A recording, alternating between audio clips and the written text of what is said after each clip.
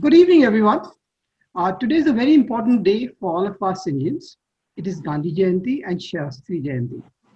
On behalf of the volunteers at HR at 8 p.m., I welcome you all to this knowledge sharing session on this important day when two of our great leaders were born and lived a life which has left an indelible and inspiring impression on our minds and hearts. Bapuji's and Shastriji's vision for our nation is as relevant as it was 100 years ago. The Gandhian vision of an ideal village or village Swaraj is that of a complete republic, independent of its neighbors for its own wants, and yet interdependent from many others in which dependence is necessary. He advocated Panchayati Raj as the foundation of Indian political system.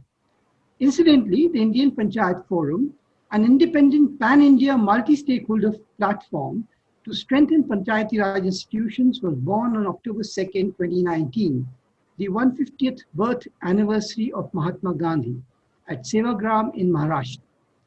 Shastriji's slogan, Jai Jawan, Jai Kisan, is relevant in today's context too, considering the border tension with China and the reforms being announced for improving our farmers' ecosystem. The topic for today is towards holistic and sustainable development for rural transformation. Bapuji held this conviction by saying, and I quote, "If village perishes, India will perish too. Every village will be a republic or panchayat having full powers. It is therefore important that every village has to be self-sustained and capable of managing its affairs, even to the extent of defending itself against the whole world." The approach of both our leaders to India's rural development was holistic and people-centered. The expert speaker for the day is Ram Pappu, Program Director of Mission Samriddhi. Ram will be introduced shortly by our moderator, Simran Sekhon. Simran holds a master's degree from Warwick University, England. She is also a member of Chartered Institute of Personnel Management, England. She brings with her over 17 years of experience in HR and business process management. She has worked with blue chip companies like BBC England, Airtel, Quark, etc. Currently, she is based in Chandigarh, working with Tylenol Orthotics, largest manufacturer and exporter of orthopedic appliances and fracture aids in India. Today's session will be the 16th episode for season 2 of ABCDE, which stands for Academia, Business, Consulting, Development, Entrepreneurship. This series is the brainchild of Indranil Banerjee, ably assisted by a team of volunteers of HR at 8 p.m. Before I turn over the floor to Simran, I would like to inform you that this session is being recorded. In order to keep the background noise to a minimum, the mics have been put on mute, and the moderator will take up questions on your behalf. Please keep writing in the chat box. In case you want to seek further clarification on the question yourself, please raise your hand and your mic will be unmuted. I'll be summing up towards the end after the Q&A round is over. Over to you, Simran, to conduct the session. Thank you. Good evening, everyone. Thank you, Mr. Atul and Mr. Indranil, to have me a part of this forum. Today's session will give us insight towards an organization which is a part of holistic human development, specifically towards the rural sector. The stakeholders behind this organization thrive to make their impact sustainable and on a larger population. Today's speaker is the Program Director of Mission Samriddhi. Mission Samriddhi was instituted by Mr. Arun Jain, the founder of Polaris Group and Chairman and Managing Director of Intellect Design Arena Limited. On Gandhiji's 150th birth anniversary, Mission Samriddhi launched the India Panchayat Foundation, a pan-India multi-stakeholder platform to amplify the voices of the Gram Panchayat.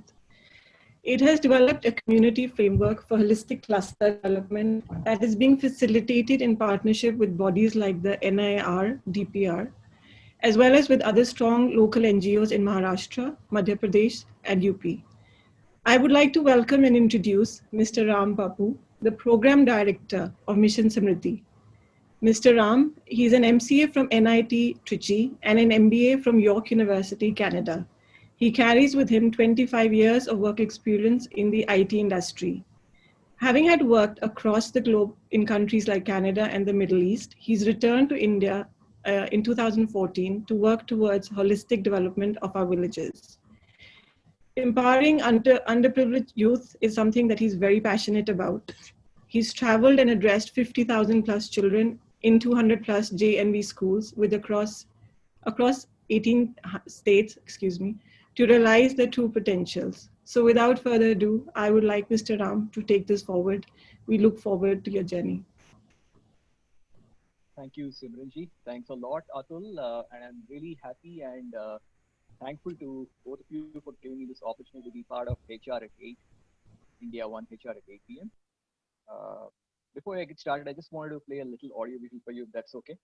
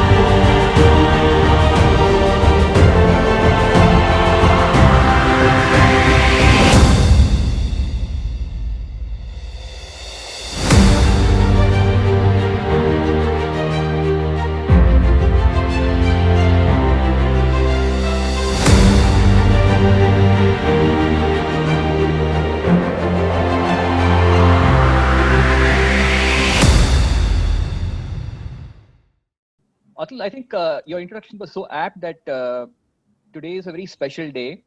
And like you rightly introduced, and you said that holistic and sustainable development was a vision set by Gandhiji.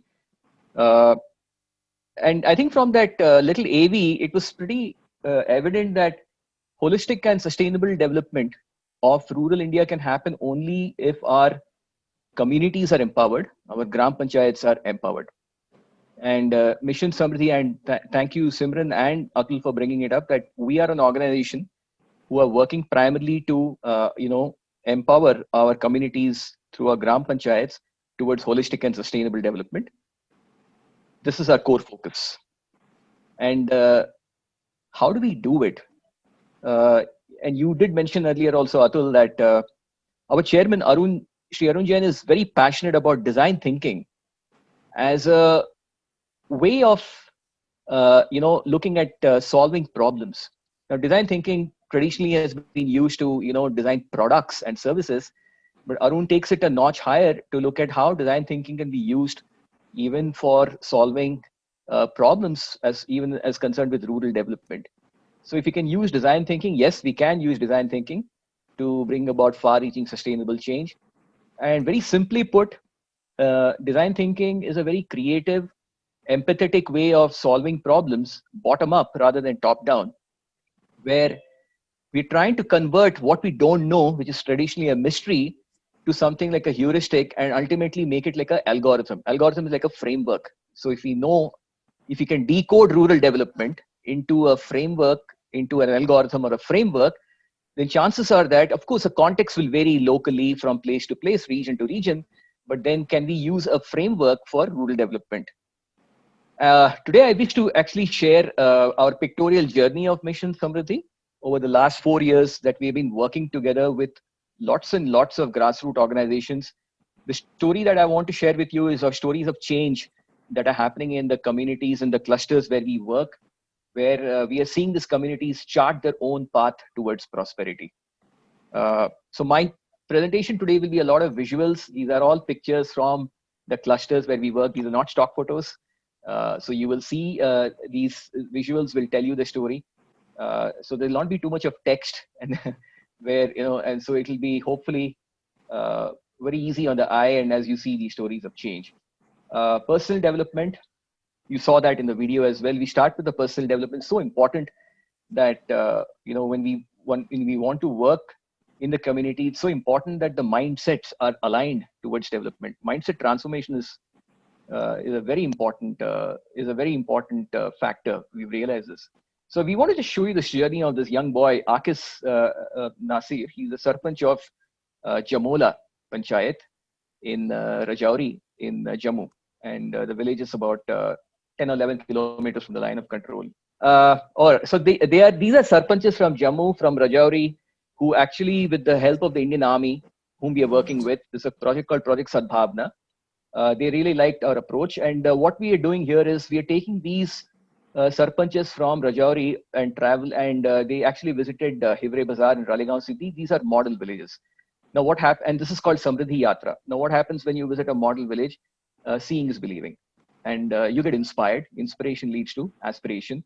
Your mind opens up, your exposure happens, and you start looking at some of the best practices and just look at what's happening. So they're actually touching and feeling. They're walking through the village. They're asking all the right questions.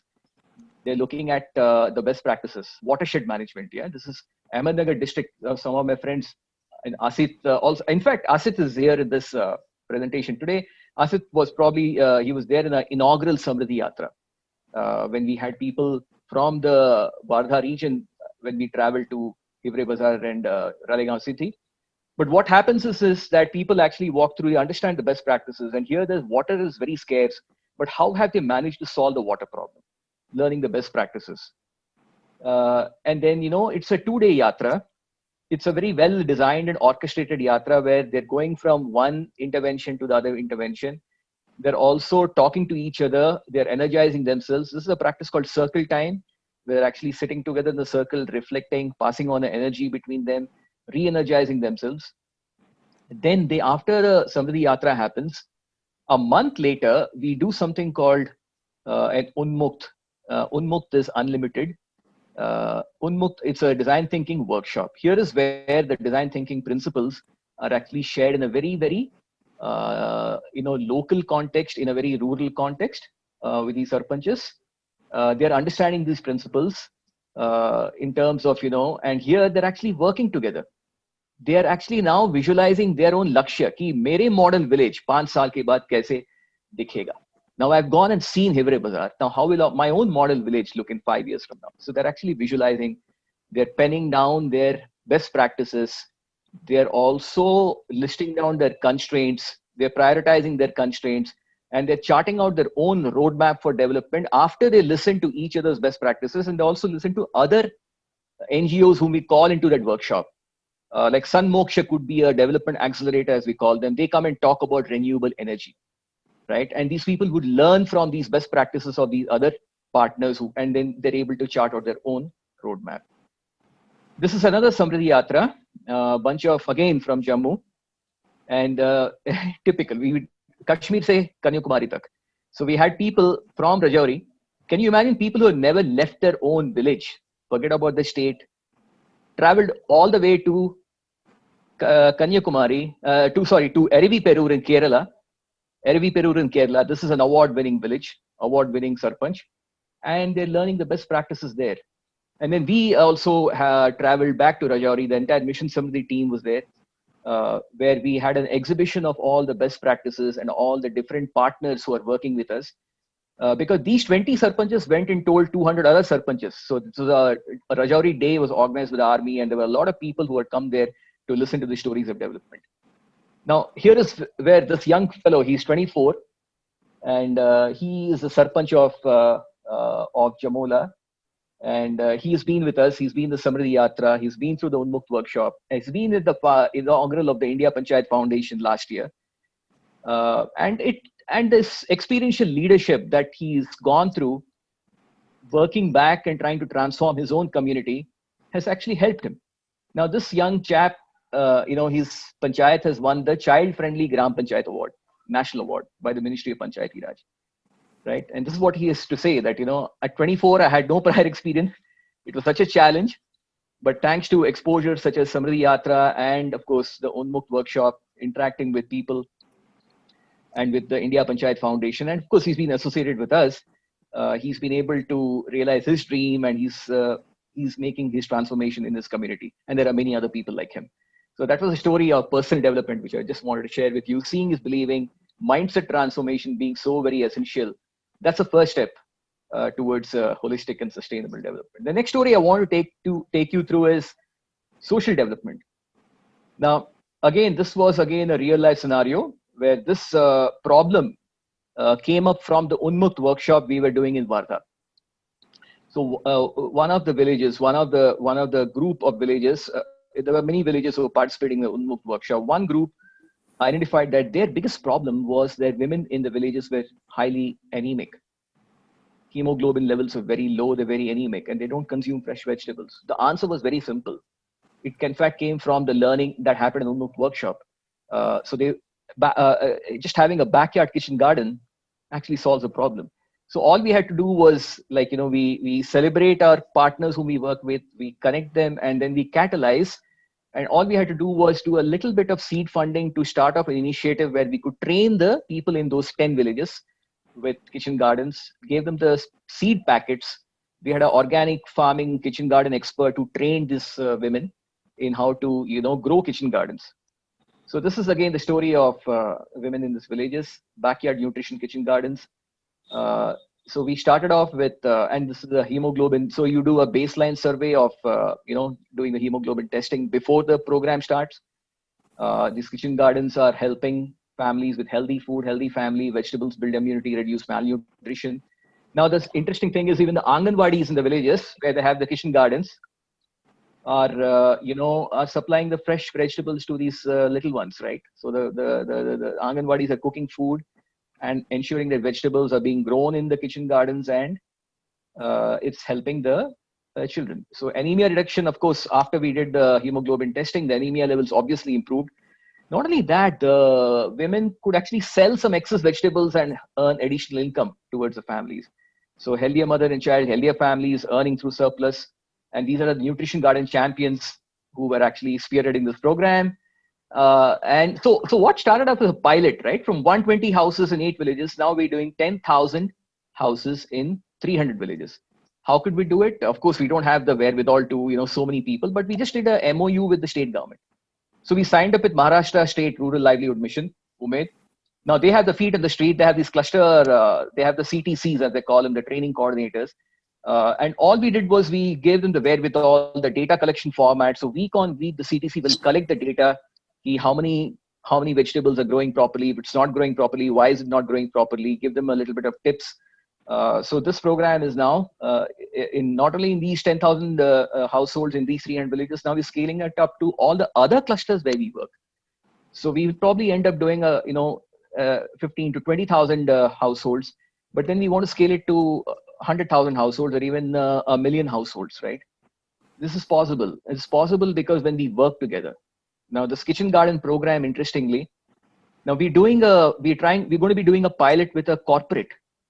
I think all of you should just perk your ears up. There's a Gujarat Power Industries in Gujarat, in Surat, where the corporate is saying, listen, we have a power plant there and we're taking care of the communities there. So we are providing them the design expertise on the kitchen garden and the monitoring and all that. And they are actually going to be rolling it out to start with 500 families, but they want to take it all the way up to 5,000 households. So this is the story I wanted to share with you. And this kitchen gardens are happening. Very simple, nice way for the whole family, the women and the child, eradicate malnutrition, which is still a very big problem for us. We are far away from our 2030 goal, UN Sustainable Development Goals, where malnutrition is a big problem. 45% of children in our country are wasted, stunted, and malnutrition. So this is something I think we all need to work together. The next story I want to share with you, and if you notice the sequence I'm going through, right, you would have seen in the initial 2-minute starter, personal development is so important. Social development is so, and there are many aspects in social development. I'm just covering only the aspect with health malnutrition, but there are many other aspects in social development which I will later on show how it all works. But I was just giving you some case studies here. I'm talking about economic development. We realize that, and today it's a very contextual issue, right? Farmer bills, a lot of controversy, a lot of conflict, a lot of rift, dialogue happening, discussions happening on all sides. The issue is, how can we enhance the income of our small farmers? And for us, we realize that if the small farmers can sell directly to the end consumers and make them profitable. So this is the problem we are trying to solve by selling them, by making agriculture profitable, by selling to the consumers direct. How are we doing it? And I must tell you one, see, whatever I'm telling you is nothing new, right? The government always says why you need to do all this Kisan credit card and organic farming. Nothing is new and what you have to do. But what sometimes we fail to understand is they don't tell you how to do it. They don't show you models. How do you do organic farming? How can I make 2 lakh rupees per acre per farmer per year income? Not even sales, profit. How can I do that? They don't tell you that. So here is what we are doing is we are having these models, and there are so many good models. So this is a model called Nagpur Naturals. The gentleman sitting in that auto is a senior agriculture official from the government of Maharashtra Agriculture Department. He practices zero budget natural farming. All he did was very simple thing. He just got together farmers from in and around Nagpur, trained them on ZDNF.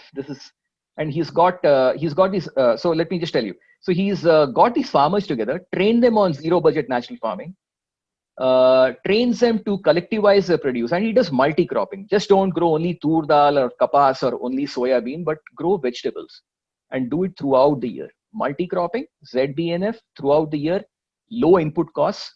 Now, so this is what he did. Then he gets all his vegetables and sells them in Nagpur in a retail outlet. And here is the beauty. This is the last piece of, this is the algorithm now. He fixes the price of every vegetable at 50 rupees a kilo. Fixed price, makes it simple, 50 rupees a kilo for bhindi or bangan or whatever throughout the year, fixed. Now the logic is that when you fix the price, it makes it easy for calculation, keeping track of accounts. But more than that, he noticed that 25 rupees or 50% of that is ending up a sheer profit for the farmer. So while the farmer was selling at 4 rupees a kilo for tomatoes or 3 rupees in the mandi, now the farmer is able to get 25 rupees per kilo. Now this has actually increased the income of a farmer from 2,000, 3,000 rupees to 20,000 rupees a month. So this is the big jump. This is what is happening. Because of this, he has created Amravati Naturals, Washim Naturals, the Thane Naturals, Karjat Naturals, Bharat Naturals, and so on. So what we did, we took this, and this is how zero budget natural farming, right? It's all organic, it's all natural, Jivamrutam, Gomutra, Panchakavyam. These are all from indigenous herbal fertilizers. And look at that picture. So this is all fresh produce, which is being sold. And what we did was we took this model and we started Samriddhi Naturals. We started this in our own office, in our own campus. We started a Samriddhi Naturals outlet with a partner called Gratitude Farms. Now, Gratitude Farms is a organization which is working with ex-servicemen. Now, they believe that ex-servicemen who retire early, who retire from the army, like Subedars and Havildars, who don't lead a dignified life, and they end up becoming watchmen in the cities. Now they have small pieces of land, but if you can train them to become an organic entrepreneur, this is what they can do, and they can actually sell, produce, and make. He took it to the next level. He's also doing value addition through food processing. What does he do? He sun-dries the vegetables. He sun-dries the ginger powder. Ginger he makes into powder, right? So this is what he does through solar drying. And this is the story of this Havildar Muniyappan. He lost his leg in the army in an accident.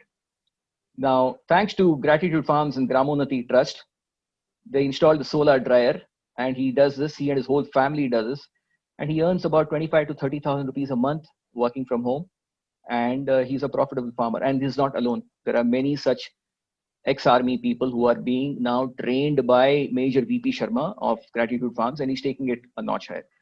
The idea here is, if there is irrigatable land, why can't we have Samriddhi Naturals outlets in Chandigarh Naturals? Why can't I have it in Raipur Naturals, or Kanpur Naturals, or Bareilly Naturals? where you just train the farmers, collectivize them, and have it, sold to the nearest town or to the nearest city, and you can sell it through app. And you can probably change it to a retail outlet. You can even home deliver it directly. In these days in pandemic, you can home deliver it to the gated communities directly from the farmers. It's what's happening already, but this is a very simple, good way for enhancing the farmer income.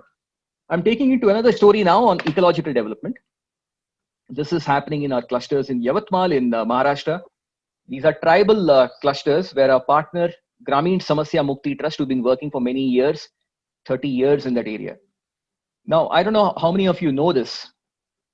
In the jungles, in the forests, many of our tribals are exploited because they don't understand that the forest actually belongs to them, right?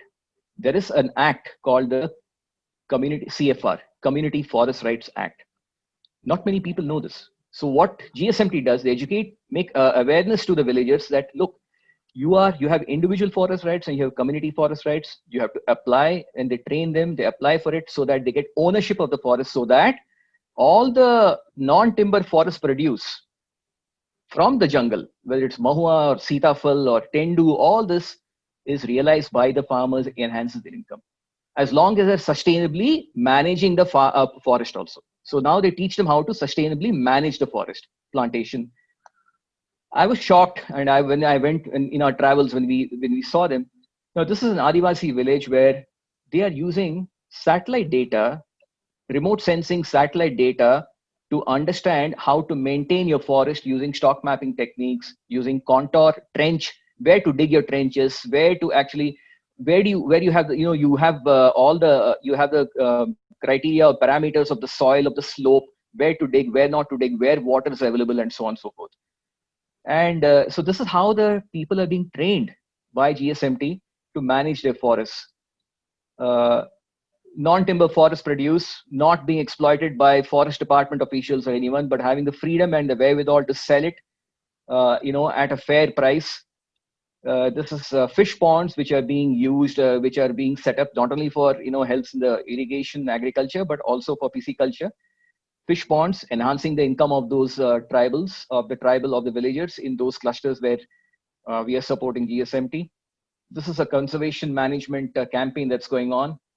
Honey extraction, right? Some of you may know this, some of you may not know this, that the tribals used to smoke, put a fire and smoke the beehives which are sitting on top of the trees, and therefore the bees get destroyed and the bees get killed. Now there is a non-violent way of doing the honey extraction by not killing the honeybees, by not smoking of the honeybees. And so here is a practice, a demo session happening. There is a technique to do it. And that way the beehives are actually rejuvenating themselves every 30 days. So more honey is actually harnessed. Here they're desilting their irrigation tanks and conserving precious rainwater. They're building these LBS and earthen structures to avoid the topsoil runoff here, right? So this is the chap I'm talking about. Prashant is a young leader. I was amazed at his presentation skills. He can put any MBA student to shame. He could speak for an hour and a half on using how to use remote sensing data to do stock mapping and contour planning, how to take care of the forest. Beautiful village. It's a village called Avalgaon in Yavatmal. Just 500 population, very neat and clean. But this is the empowerment of the people. Look how people are getting empowered by organizations and how they're able to take care of their ecological development. So those are the stories. Yeah, we saw Akis Nasser, we saw Nirmala Tai, social development. Then we saw Muniappan in economic development. We saw Prashant in Avalgaon taking care of his village, ecological development. Now, this is a topic which I think will resonate with a lot of you people. You're all HR professionals. You all would have done this thing called organization development in your organizations, right? OD. Now, we have a partner who takes the OD, if organizational development can be used in corporates, right? For developing your organizations, by having a vision for your strategic business unit, having a mission, and then having a plan and executing the whole plan, building the competencies and process mapping. Why can't we do it with panchayats? Why can't we take the same know-how to panchayats? So this is what was done by one of our partners, Sonali, from Anode Governance Lab. She was an MBA from XLRI many years ago, and she worked for the best management consultants, and she worked for iShare. And then she moved out of the corporate and she wanted to work for panchayats. For the last 15 years, she's been using organization development and created this model called GPOD, Gram Panchayat Organization Development Framework. Gram Panchayat. And she's worked in many panchayats in Karnataka, in many in Madhya Pradesh, many in Chhattisgarh and Jharkhand, and we are working very strongly with her. What does she do? First thing she does is organization mapping. So these are the 4 stages and 7 steps. First is, of course, she does a legal framework. She does a MOU with the GP. She profiles the GP, her team, her organization. They sign an MOU. The Gram Panchayat signs an MOU because there's skin in the game only if you sign an MOU and that you're an equal partner in the whole development process. So once the stage 1 is done, she does the organization mapping. What is organization mapping? It's a diagnosis and reflection. Where is the panchayat? How capable is the panchayat right now? Right? In terms of their skills, in terms of where they stand. And then she looks at, based on that, she draws a roadmap for the panchayat development to happen, does the structures, creates the committees, does the process mapping of the roles, responsibilities of the people in the panchayat, handholds them in terms of planning, budgeting, and so on. So these are all the components for the organization mapping. And because of doing this, obviously there have been some great outcomes. Agriculture committees have been stipulated. Kisan credit cards have been distributed. Seeds, they've been able to now understand best practices in kitchen gardens and in farming. They've been able to leverage, converge government schemes into their own communities. Irrigation projects have been sanctioned. So governance of the panchayat and all the sectoral competencies have really gone up. So this is Pindarkon in Jharkhand, where enhanced community participation happened. And before and after, the Bal Sabhas have got, Gram Sabhas have got activated, Bal Panchayats have been created. This is the story of Kamakhya Singh, Sarpanch of Pindarkon, who was basically saying the panchayat never existed at all before Pradhan and before Anode came in. But now there's a whole proper, transparent local self-government functioning in this Jharkhand village. And there are many other such villages.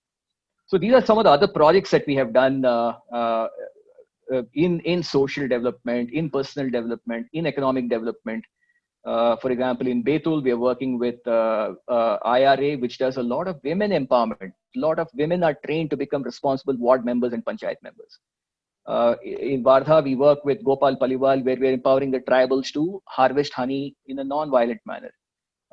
So many projects are going. Education in Bagpat, we are working with India Education Collective to help change the learning outcomes of primary school children in the government schools.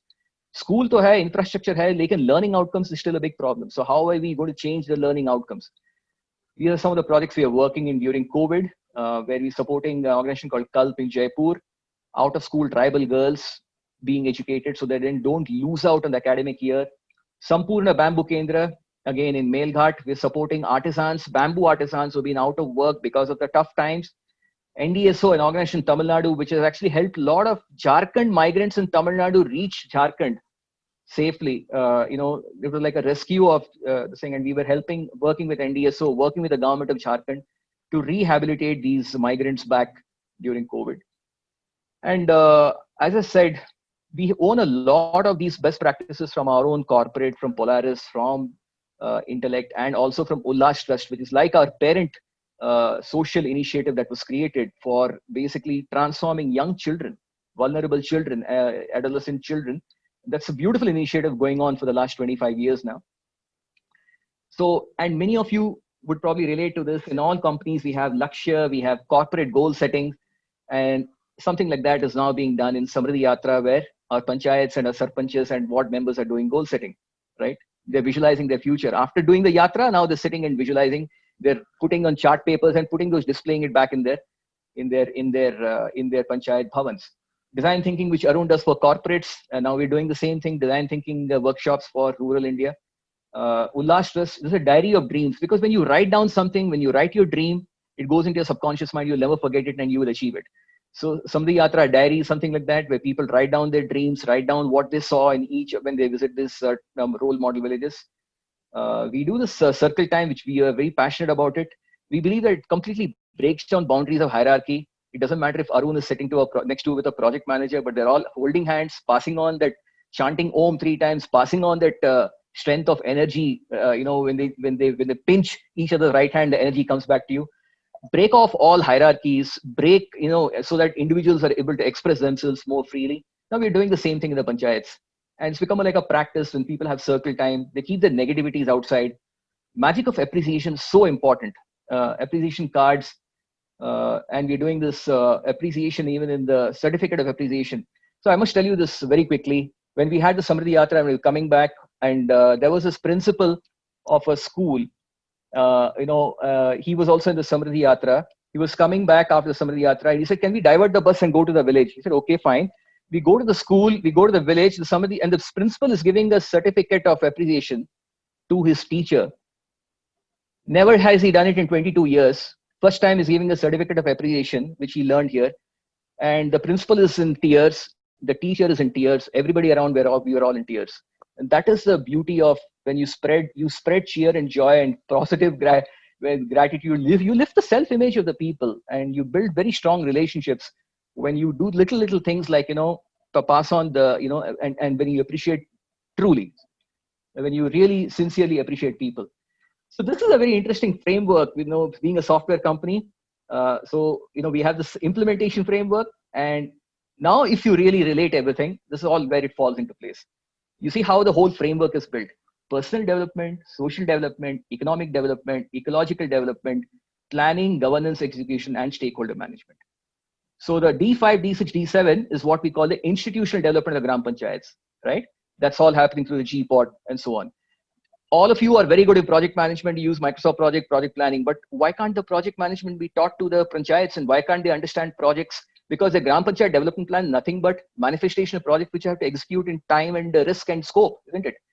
And in social development, as I said, health and nutrition is one of the things. There are social justice, women empowerment, gender equality. Economic development, there is skilling, self-help groups, artisan, so many other areas. So this framework is called the Community Development Framework. And this framework is being taken to clusters, as Simran initially introduced, that with NIDPR, we're working in Chhattisgarh, Maharashtra, and Assam in clusters, and also in Madhya Pradesh and Uttar Pradesh, where we're working in clusters. This framework is being taken into the cluster, where the cluster is managed by a young fellow or a cluster coordinator. And it's a 3-year project where the cluster coordinator is bringing in these people into, and these are all, we call the development axle. These are all partners we work with. Now, because there are so many people working in a niche area who's solving a particular problem. Somebody is solving a health problem, somebody is solving an education problem, but can we wire everybody in together? That's what the framework does, wiring everything together and bringing this framework into the cluster. Number of states, as I said, 6 states, 25 number of clusters, 25 clusters being covered now, about 100. Actually, there are more number of GPs, and this number is increasing day by day. This is our team. And we are located in Chennai, in Maharashtra, in Uttar Pradesh. So that's our team, and we kind of owe it to Arun. He's a visionary, and he's kind of taken this whole design thinking, incorporates what in his own life he uses design thinking, and he's taking the design thinking to help us solve this, decode the mystery of rural development, and taking it from a mystery to a heuristic to an algorithm. So that's pretty much it, and I will just stop with that. Thank you very much again for this opportunity. No, and it's a treat on Gandhi Jayanti and Shastri Ji's Jayanti to come and see the grassroots level work that you are doing. It's an absolute treat, and lots of blessings to all of you, and congratulations once again. Thank you. Thank you for that. I can't express in words what I've seen. Definitely your projects are being the change maker in rural India. We hear about NGOs doing very little work. I think you're going across, and lots of questions, so I'll move ahead. Are there any particular verticals that you're handling, or when you go to a village, you decide then what is to be done? How do you manage this? So very simply, yes, I think as you can see, there are verticals like health, education, livelihood, and of course, empowerment of the panchayat through local governance, right? These are primarily the most important verticals. But how does it get decided from that village? It's, if you notice, when the personal development in the Samriddhi Yatra, after that, the Unmukt workshop happened. The Unmukt workshop is a turning point where the cluster of those people coming together, they decide what are the 1,000 gram problems. So we call this 1,000 gram because problem, many of us, when you ask to rate a problem on a scale of 1 to 10, somebody will rate 3.5, somebody will say 5, 5.5, and it will confuse everybody. So we say, usko ek vajan de do. That they understand. ये 10 ग्राम का problem है कि 1000 ग्राम का, ये 100 ग्राम का problem है कि 1000 ग्राम का. then they think, हाँ हमारे गांव में ये जो नौजवान हैं पढ़े लिखे हैं लेकिन नशाबंदी में they're wasting their time and they're getting ये 1000 gram का problem. So they're able to prioritize what are the 1000 gram problems. Our women are anemic and they're suffering. That was a 1000 gram problem. In Unmukt Wardha में वो जो हुआ था. And because of that, the Kitchen Garden initiative came through. So they came up with it. So they are coming up, they're only a facilitator. They are coming up with the issues and they are able to now wire these issues and provide little bit of funding and little bit of catalytic support. And that's it. And they are able to now form themselves into a Sangathan. They become a strong community, that cluster. The community is coming together and they now have a vision ki, this is giving us benefits. So that is how it's working. So if it's a livelihood is a problem, agriculture income बहुत suffer हो रहे हैं तो लोग, that becomes a 1000 gram problem and that becomes a focus and they wiring that saying, let's attack this problem. Okay. What are the kind of difficulties that you face in replicating this in other areas? So I think, see, it's a relatively new, thing for us. We have been in existence for 3.5, 4 years now. To tell you the truth, we didn't know, we knew we had good intentions, but this path of, holistic development can happen only if you empower a panchayats came only about a year and a half ago. This clarity came to us that, you can't keep doing initiatives, but unless you empower the community and the panchayats and the community, not just only the SHG there, but the local governance happens only through the panchayat. You have to empower the panchayat and the ward members and the gram sabhas have to be, constituted. Because the people know the rights and responsibilities and they know their issues, then it comes into the Gram Panchayat Development Plan. Okay. And the Gram Panchayat Development Plan is the official Ministry of Panchayat. This is a plan where the funds converge to the plan. Now, if the people know how to set apart a proper plan, then the money will come in, expertise will happen and the projects will get implemented. Now, India has got 250,000 Gram Panchayats and hardly about 10,000 GPDPs happen properly. Others are all naam ke waaste GPDPs. किसी ने ऊपर में जिला परिषद office में cut paste copy करके बता दिया कि हाँ आपका ये जीपीडीपी हो गया, आपको सड़क चाहिए, पानी, and that's it. They're not really focusing on human issues. The planning has to happen bottom up, not from top down. They have to understand their issue. They have to set up the plan. It hardly happens. Really, this is the problem we're trying to solve. We want to empower these communities and with enough capability that they can form their quality GPDP, show them that these are all the development accelerators available, put it into the plan, converge the funds and roll it out. And to do that, we have a young fellow working there for 3 years who's only, with all humility, work as a catalyst. Because after 3 years, we have to step out. Nahi to we'll become a crutch. Okay. So you come with a project like a tenure in mind that we will step out. Is there a project deadline? Yeah. So our intent is this with NIDPR, it's a 3-year project. It's an action research project for 3 years in those clusters. 3 years, because we believe that in 3 years, work hard with the community, empower the community, transfer the knowledge to the community, let it be sustainable, let the community be empowered to take the story forward. Okay. Otherwise, so if you're there, yeah. Sorry, continue. No, otherwise, with due respect, we've seen many NGOs who are there for years and years. But if the NGO leaves, can the community stand on its own foot, on its own standing, right? So, they have to become sustainable on their own. So what can we do to make them sustainable? So the development has to happen by the community, empower them, enable them with real intent, capacity and capability, and that's it. Okay. And strengthened communities will lead to strengthened strengthened panchayats leading to strengthened holistic and sustainable development. Sustainable. Otherwise, it will not be sustainable. So I see you in a certain area. What would do you have any plans of moving in the other states of India? Yes, we would love to. Others reach out to you. How would it work? Yes. So this is a forum today. I'm seeing a lot of people from corporates. Now, suppose this cluster development program which we're doing, and we're talking to CII as an example. Okay. Right. CII has got CSR, and CII is saying, why don't we reach out to corporates? Why don't we align ourselves? Why don't we do this cluster development model? Like a corporate can say, you know what, I can do this I can fund this cluster development model, let's say in 10 clusters. Now, today I know what it costs to do a cluster development model for 3 years.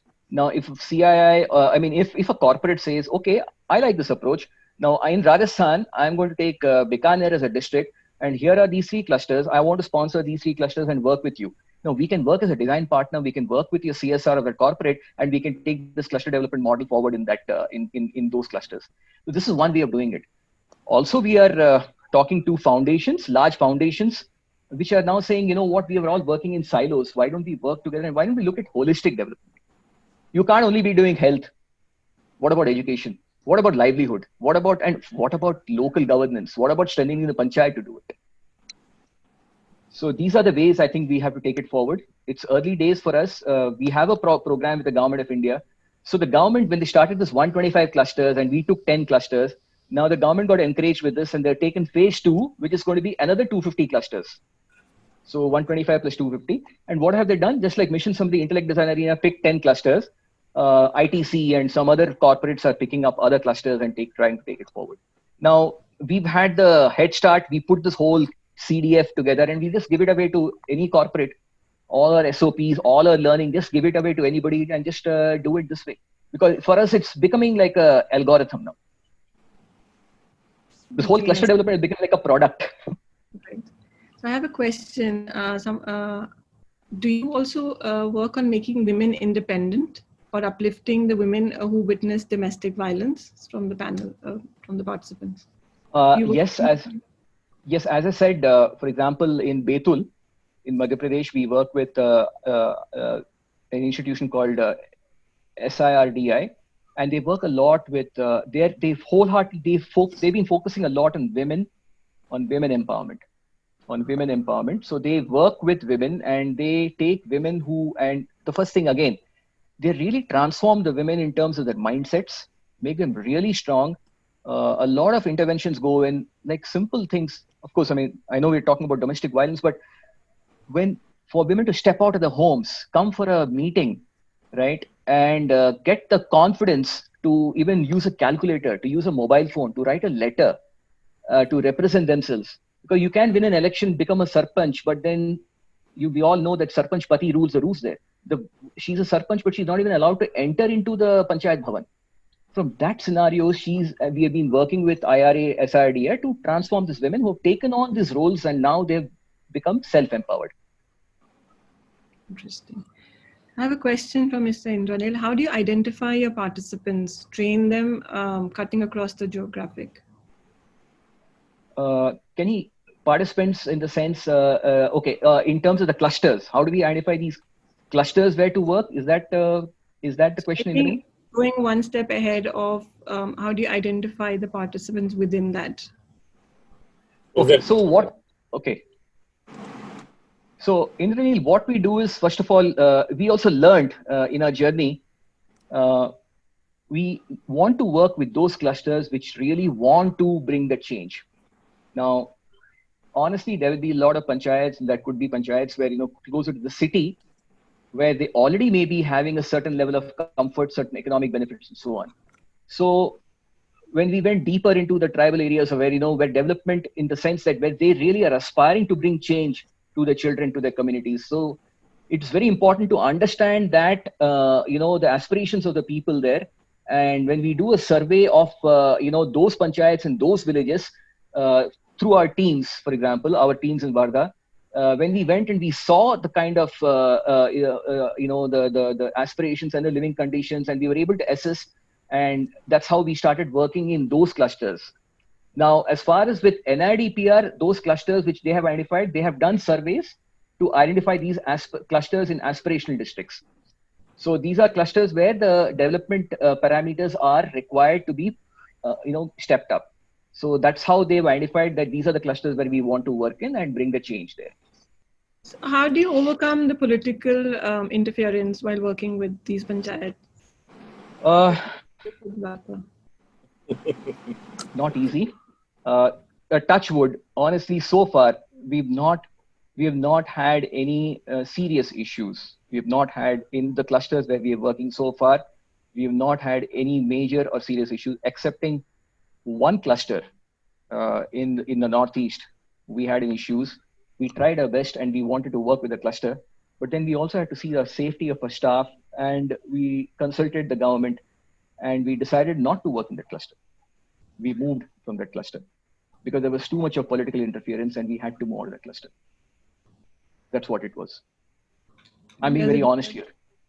It sounds like it gets difficult for your volunteers or whoever part of the Well, community to work. so like I said, I would say 99% has been pretty, 95% has been pretty good. We're not had any serious issues of security or any kind of threats. But sometimes things can get very serious or ugly with political interference because various factors in the demographics in that communities, etc., can go to an extent where it can be threatening to the execution of the program, and then you have to take a call, right? It may not be the best answer, it may not be the best outcome because that cluster would have suffered, but that's what it is.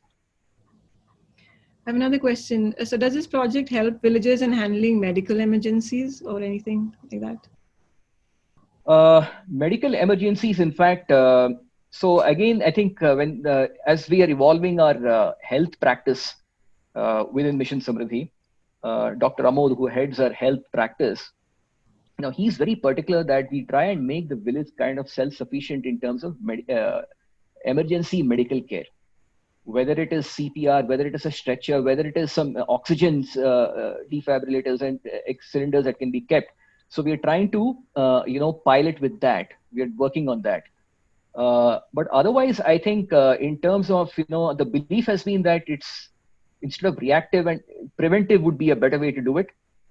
So, better stick to practices of, looking after the holistic well-being of the communities and focus on that as a measure to track the health, like malnutrition. No point giving folic acid when you can have access to fresh vegetables, right? So prevention is better than cure. So, but having said that, we are trying to practice with keeping a certain kind of emergency medical kit as we are trying to put it together for this cluster. We are piloting that. So after you walk into a village, how are you later when you get more friendly? I mean, don't the villagers, how do they perceive this whole concept? Because I'm sure corporates coming into villages saying we want to help you is probably new for them, or probably they're apprehensive. So how do they perceive? So I'll reaffirm this. I'll restate this. If you really noticed our approach, our intervention, right? There are two ways of doing it. One is with the government, and one is with we have done it. Now, wherever we have done it, we have just not walked in there. We work with local NGOs. I said this, like in UP, in Sonbhadra, we work with a partner called Banwasi Sevashram. Now, this is a Gandhian organization that's been working in that community for the last 40 years, right? And they work with 300 villages there. The thing is, when a local organization is trusted and they're already doing great work, now that local organization has been focusing on, let's say, on health and conflict resolution and some other areas. Now this local organization, and we funded this local organization in other areas. Now we are saying, and they are saying, hey, why don't we look at this entire D1 to D7, this whole holistic development? So the local organization is now driving the entire project. Now that's a partner. Now with the government, what we've done is we have to bring in the state. So the local district collector, the local state institute of rural development officials, the local panchayat secretary, it's a little function that is done that with these clusters are invited. The sarpanchas are invited to a nice little function, a grand function on the. So the whole program is kind of formalized. The district collector is introducing the young fellows to the community. So that amount of state support is also being swing. So it's not like some random corporate is just coming and being thrust upon the village. Having said that, it is still not easy because in the first 3 months, it's like ice breaking and trying to warm up to the community, and you're just listening and observing and doing your best to build a bond with the community. And I think what happens is when you do the Samriddhi Yatra with that cluster, where you're taking five people from each village, there are 10 villages in the cluster, 5 gram panchayats, around 10 villages. You take 6 people, and when they go to the Samriddhi Yatra and they come back, उनके दिमाग में बत्ती जल गया कि अगर ये village ऐसा हो सकता है तो why can't we do something in our village? The mindsets are getting transformed. They want to do something. Then they come to the Unmukt workshop. They are getting now the whole growth mindset is even getting strengthened. हमको कुछ करना है. Problem है. They never identified their problems. They have looked at their own best practices. It's such a beautiful thing that when the learning happens, so they learn from each other. Like one village had a problem of alcoholism, and they got rid of it. So they showed that this is a best practice in our village. Another village showed that it's a 1,000 gram problem, ki alcoholism is a big problem. And they were learning, acha, aapne aisa kiya? So it is a very innovative way, how the other village solved the alcoholism in their village. Alcoholism, women were getting beaten up. Now the way they solved the problem there was a learning for this other village, and is they're adopting it. You see how the peer learning is helping them in the Unmukt workshop. So is this being documented anywhere? So if somebody wants to read more about this? We have documents. I'll be more than happy to share these documents. Anybody who's interested, they can reach out to me, reach out to us. We'll be happy to share more about our program, more about Mission Samriddhi. We'll share you the SOPs that we have created for each of these practices. Kitchen garden ke liye to pura SOP hai. Many of these projects we have SOPs, so we'll be very happy to share everything and give it away. Okay. I think lastly, what I want to know is that India, we have this Make in India movement. Right. Is there anything that Mission Samriddhi is doing? For example, there's dying art culturally, yes. and India is very culture rich. So are yes. there any kind of initiatives there? Probably, yes. launch an organization within to sell their produce. I'm just thinking. Yes, it's a good point you raised, and it's an area where we really want to strengthen. It falls under economic development, and it will probably fall under D32, livelihoods for artisans. D31 agriculture tha, D32. Now, why this terminology is so important? Because my young fellow in Assam, when he says D31, my young fellow in Chhattisgarh says D30, they're talking the same language, right? So there's no conflict. Vocabulary is very important. Now, coming to artisans, we working, for example, there is an organization which we catalyzed called Sampurna Bamboo Kendra. Asish Sinha ji knows about this organization in Melghat. They work with bamboo artisans. Okay, great. Bamboo products are being built and they're created. Artisans are making beautiful stuff. But then what happens? Where are the markets? How do you link them to markets? That is the biggest problem. Market link is a problem. Then somebody in our circle identified a company called Lal 10, very innovative company, IITians, who started this company 5 years ago. Lal 10 is funded by angel investors, including people from Flipkart. Mekin Maheshwari from ex-Flipkart funds this organization and mentored this organization, young chaps. What they've done, they have got artisan clusters across the country, 2,000 artisans. They have connected artisans to international brands. So they have design people in Gurgaon who help these artisans fine-tune their products also with more contemporary designs. But what they've done is they've taken these products and they've created markets internationally and nationally. Fab India ko bechte hain. With Fab India, with Zara, with Toast, which is a UK brand. So suddenly you see these artisans are being, their products are being sold internationally, which could have never happened. Lal 10 has got the market linkage expertise. Sampurna Bamboo Kendra has got the product expertise. You needed somebody to connect them together. They're connected now, and now they're going to work with each other, and these products are going to be sold. The good thing is Lal 10 is a very social business. They are not a pure play for-profit company. They're a social business where they're saying fair trade, fair play, equitable distribution of money. So the money is going to the artisan. Okay. And there are many other such examples also where, where artisans are the dastakar, and we're looking and working and trying to work with other such artisanal organizations. So I'm going to ask last, people are asking, how can they get in touch with you? So I guess there is something or the other that's hit the nerve and they would like to take it forward. Please do get in touch with us. Please take these programs. I would want to say one thing, Simranji. HR people, right? So I want to relate to you people in two ways: what you can do individually and what you can do corporate, right? Individually, we're doing this Gram Panchayat organization development framework, right? We are working with Anode Governance Lab. We're working with clusters. Now, some of you HR folks, we're so good with people. I mean, people, human resource, right? Human resource is the greatest and the best asset. Now, you know how to work with people and organization development practices.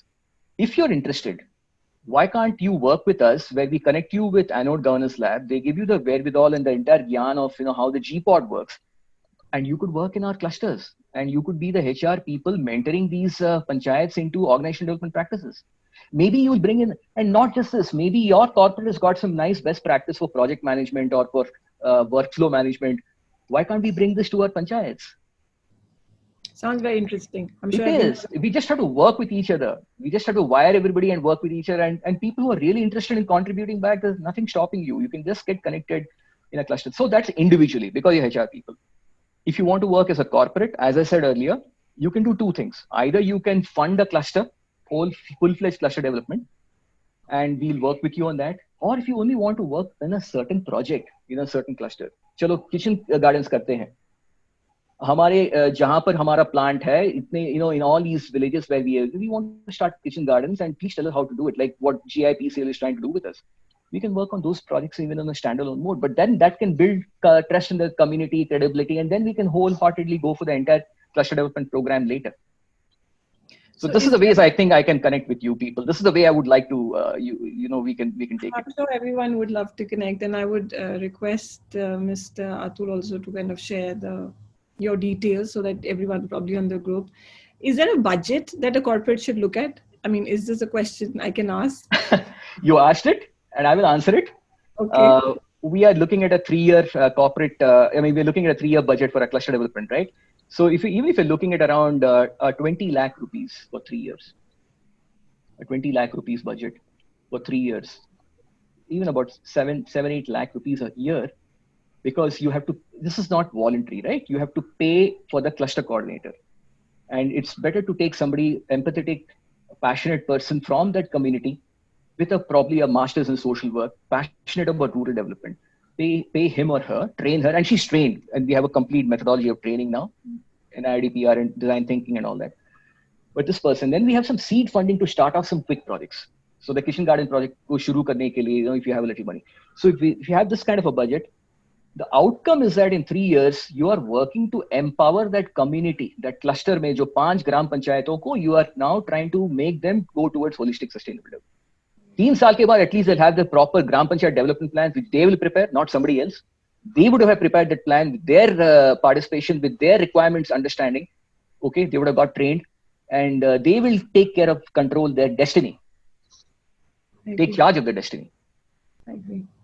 I can keep asking questions, but and I would love to answer, but I know we're running short of time. Yeah, I mean, it was a great session for me. Atulji, if you can take over. Thank you, Ram. What a Thank you, Atul. Presentation. Wonderful. I mean, somewhere while you were presenting, I could see Gandhiji smiling when he talked about community strengthening and yatras and panchayats and strengthening them and making them empowered. And Shastriji smiling when you talked about naturals and raising the farmer income and assuring of a good price, which can be a good livelihood for his own self and family. And somewhere the IDEO founder, David Kelly, who invented design thinking, I don't think he would have ever thought that such a framework would apply to a village development.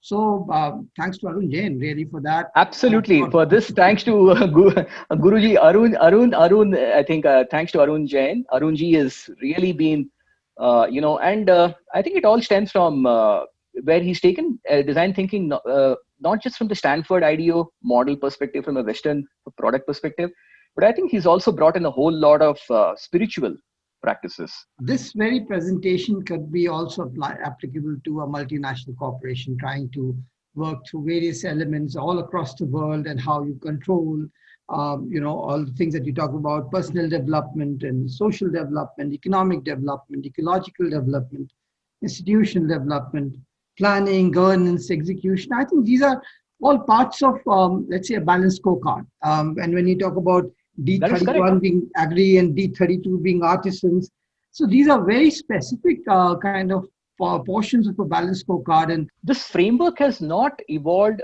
We didn't create this framework. This came from the community themselves. When I say that, this came through design thinking, where we had panchayat sarpanches, we had the director general of NIDPR.